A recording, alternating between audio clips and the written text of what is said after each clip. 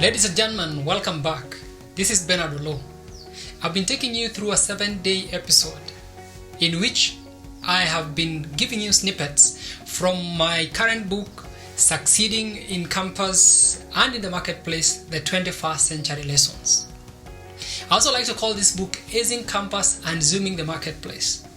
I'm very persuaded that you don't have to drop out of college to become successful in life, as many think, but you may have to drop out of limiting mindsets.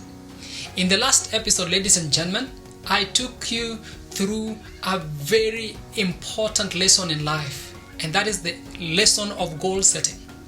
In this current episode, I'm going to take you through something that has been very near to me, and of course should be dear to you as well. And this is the subject of money. I've given this particular episode the subtitle, Mastering Your Money. Ladies and gentlemen, you and I will agree that apart from oxygen, money is the second thing that plays a very fundamental role in our lives as very civilized societies. Jim Rohn asked a simple question. The question is, what should a child do with $1? And I'm going to ask you that very question. What should a child do with 100 shillings? Many people will think that I'm trivial. They'll simply say, oh, it's only 100 shillings, and furthermore, it's only a child. But I am here to tell you that's wrong. Because lessons in money handling begins with the very first 100 shilling that you receive, that I receive. I want young people to understand and to know that when it comes to money, it's not the amount that counts, but rather the accounting of the amount. It's not the amount of money you have that counts, but accounting for the amount that you have is what counts in the long run. And therefore, it's important that we begin, even in college years, to plan with our money. You know, I'm giving you these lessons because I'm talking from a point of having been there, done that, and realized that if I had what I'm speaking to you right now, of course my life in college years would be different, but even my progression in real life would have been different. But thank God that throughout my journey, I've been persuaded and pursued the subject of understanding money and financial progress. And therefore, what should you do with 100 shilling? As I've said, it's not the amount of money that counts, but rather how you utilize it.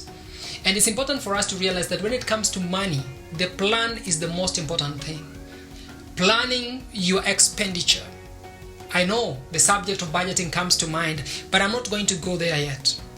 I'm simply saying that if you have 100 shilling, if you have 1,000 shilling, if you have 10,000 shillings, what should be your plan of how that could be utilized?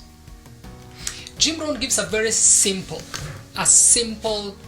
segment where he says that his formula for handling money is simply 70, 10, 10, and 10.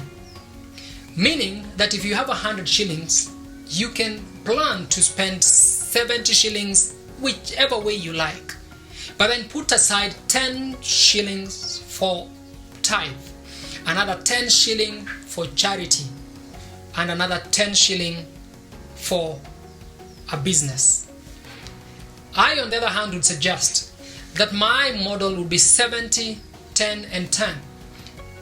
And my model simply says that for every amount of money that you earn, you can budget for 70 and use it as much as you want, 70% of that. But 10% let that go for tithing.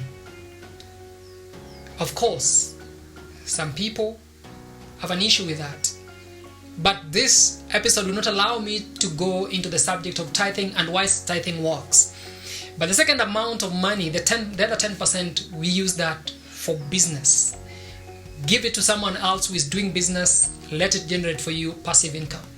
And the last 10 shillings is to be used for charity, giving it away, building the community, making sure that we have a better future than that which was handed to us by our parents. I want to come to the conclusion of this subject, ladies and gentlemen, by just stressing that apart from our love for God and of course God himself, nothing else in the human endeavor, of course, comes close to this subject of money. The Bible says actually that money answers all things. And this is from the wisest man who ever lived. That is King Solomon. So money is not a subject to be ignored. Ignoring the subject of money is the reason most of us, especially in this part of the world, end up very, very poor and broke, or start off very poor and broke. Because we grow up in families where money is not discussed. My family was no different. My dad used to work very hard as a fisherman to bring food on the table, to bring money that we could use for fees. But every time we went to ask for money, there was always not enough money. We almost hesitated every time we wanted to go and ask for money. But the subject of money was not broached, was not discussed. I believe that those who want to succeed in life, particularly as far as money is concerned, must not avoid the subject, but begin to speak to this subject. First of all, understanding money, how it works, understanding the planning of money, discussing money as I brought it forth, and understanding that it is not the amount of money. Don't wait until you become a millionaire to begin to plan. If you do that, you may never become a millionaire. You must make sure that every single amount of money that you have counts. Let me finalize by this quote from Robert Kiyosaki. Robert Kiyosaki simply says that it's not how much money you make, but how much money you keep, how hard it works for you, and for how many generations you keep it. That would make you financially stable or financially independent. Ladies and gentlemen, remember I've been taking you through a 7-day episode from snippets of my book, Succeeding in Campus and in the Marketplace, the 21st Century Lessons. I like to call this book Acing Campus and Zooming the Marketplace. I strongly believe and is persuaded that you don't have to drop out of college to become successful in life, but you may want to drop out of limiting mindsets. Let's interact, ladies and gentlemen.